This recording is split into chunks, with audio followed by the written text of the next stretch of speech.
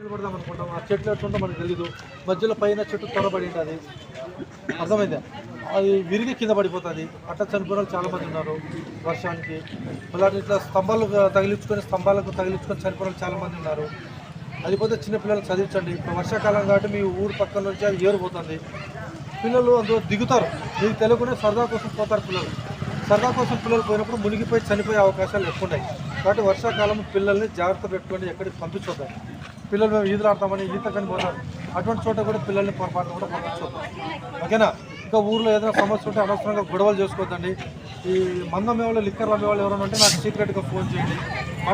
ఎవరైనా మటకాడేవాళ్ళు ఉన్నా కూడా నాకు సీక్రెట్గా ఫోన్ చేయండి, ఇబ్బంది ఏం లేదు. వాళ్ళని ఖచ్చితంగా మనం చట్ట ప్రకారం శిక్షించవచ్చు. అంతేగాని వాళ్ళు మటకాడేవాళ్ళు, ఈ బెట్టింగ్ ఆడేవాళ్ళు ఎవరైతే ఉంటారో వాళ్ళ కుటుంబాలు నాశనం అయిపోతాయి. దానివల్ల అప్పుల పాలైపోయి చనిపోయిన వాళ్ళు చాలామంది ఉన్నారు, అర్థమైందా?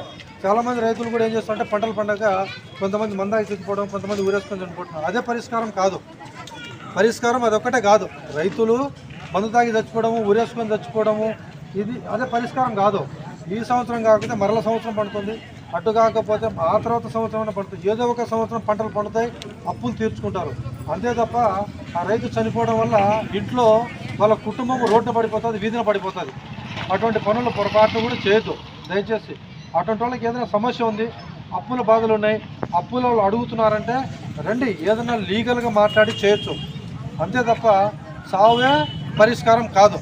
ప్రతి సమస్యకు పరిష్కారం ఉంటుంది, సావు ఒక్కటే సమస్యకి పరిష్కారం కాదు.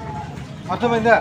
కాబట్టి ప్రతి ఒక్కరు కూడా పిల్లల్ని బాగా చదివించండి. స్కూళ్ళు తెరుస్తున్నారు, చిన్నపిల్లల్ని జాగ్రత్త పెట్టుకోండి. కొంతమంది పిల్లలు కార్లు ఉంటే కార్లకి ఎక్కేస్తారు, లోపల కిటికీలు మూసిపోయిన తర్వాత అట్లా చనిపోయే పిల్లలు ఉన్నారు.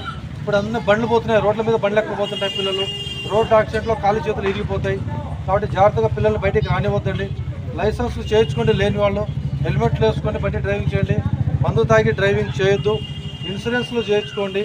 సైబర్ నేరగాళ్ళకి మోసపోవద్దు. ఏ బ్యాంక్ వాడు మనకు ఫ్రీగా డబ్బులు ఇవ్వడు, ఏ బ్యాంక్ వాడు మనకు ఫోన్ చేయడు. మనం బ్యాంకు పోతేనే బ్యాంక్ ఉద్యోగస్తులు స్పందించడం తక్కువ. అలాంటిది మనకి ఎవరు ఫ్రీగా ఫోన్లు చేసి చెప్పరు మీ డబ్బులు తగిలాయని. డబ్బులు మనకు ఫ్రీగా ఎవరు ఇచ్చారు, మనకు కష్టపడితేనే డబ్బులు వస్తాయి. కాబట్టి సైబర్ నేరగాళ్ళకి ఎవరు మోసపోవద్దు. మైనర్ పిల్లలు ఎవరైతే ఉంటారో అమ్మాయిలకి, ఆడపిల్లలకి పెళ్ళిళ్ళు చేయొద్దు. మైనర్ పిల్లలకి పెళ్ళిళ్ళు చేయొద్దు. మేజర్ అయిన తర్వాత పెళ్ళిళ్ళు చేయండి. పిల్లల్ని బాగా చదివించండి. ఓకేనా? ఇక ఊర్లో ఏదైనా సమస్యలు ఉంటే ఫోన్ చేయండి, లేదంటే ఇంకా డైరెక్ట్ రండి, ఆ సమస్యలను పరిష్కరించే విధంగా చేద్దాం. ఓకేనా? ఓకే, సంతోషం. ధన్యవాదాలు అందరికీ. పూజారులు ఎవరైనా ఉంటే చెప్పండి. ఆ గుడికి సంబంధించినటువంటి బంగారు ఆభరణాలు, వెండి, బంగారము, వజ్రపు ఆభరణాలు ఏది ఉన్నా కూడా గుళ్ళలో పెట్టవద్దు దయచేసి. ఇప్పుడు గుడి దొంగతనాలు చేసేవాళ్ళు, టెంపుల్ దొంగతనాలు చేసే వాళ్ళు ఎక్కువైపోయినారు. వాళ్ళకి చెప్పండి, పూజారులు ఎవరైతే ఉంటారో ఆ గుడికి సంబంధించిన వాళ్ళు ఎవరైతే పెద్దలు ఉంటారో వాళ్ళకి చెప్పండి. పొరపాటున పోయినట్టే తిరిగి రావు. ఏ దొంగని మనకు కనిపెట్టడం కష్టం.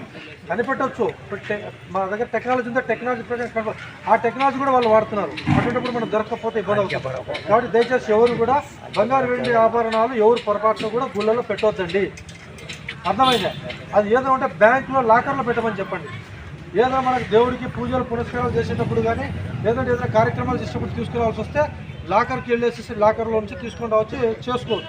అంతే తప్ప అక్కడ పెట్టొద్దని చెప్పండి దయచేసి. ఎవరైతే పెద్దలు ఉంటారో వాళ్ళకి చెప్పండి, ఆ పూజలు ఉంటే వాళ్ళకి చెప్పండి. ఓకేనా? Okay, right.